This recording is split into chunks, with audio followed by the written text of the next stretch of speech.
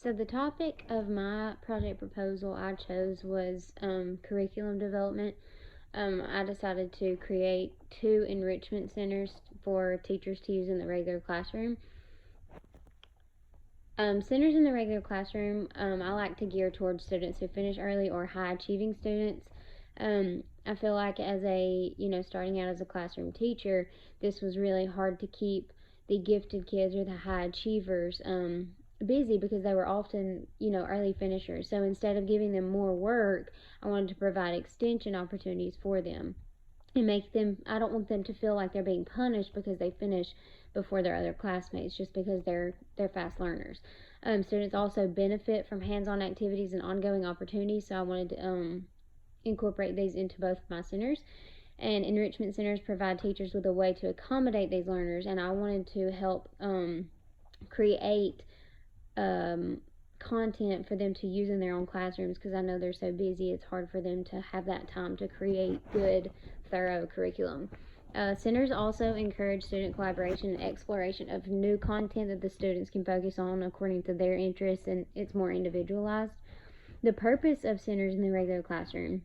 My purpose was to create valid ELA, which is English Language Arts, and Math centers for the purpose of extension and enrichment for high achieving students, gifted students, and early finishers within their general education classrooms.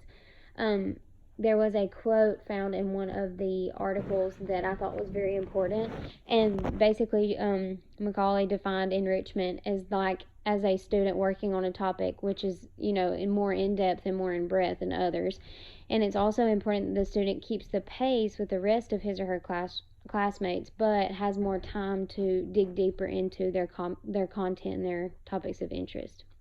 The 3 research questions I based my project on were: what data is gathered to prove that centers are good for gifted children and high achievers?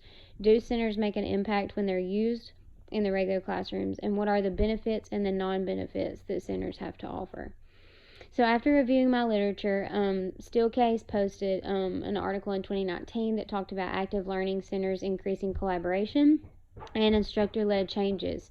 Gifted standard of social interaction with peers is met because they get to dive into their own topics, but they're also collaborating with each other. Another article that I looked at was written by a foundation called Extension, and they said that learning centers capitalize on children's natural need to explore. So instead of giving them the answers, we're providing them with the questions in order to get the experience that they need by trying out their own ideas and exploring in a hands-on way. Macaulay also said that student keeps pace with the rest of their classmates but has more time to explore their own topics, and they are working more in depth on a topic than others during enrichment or center time.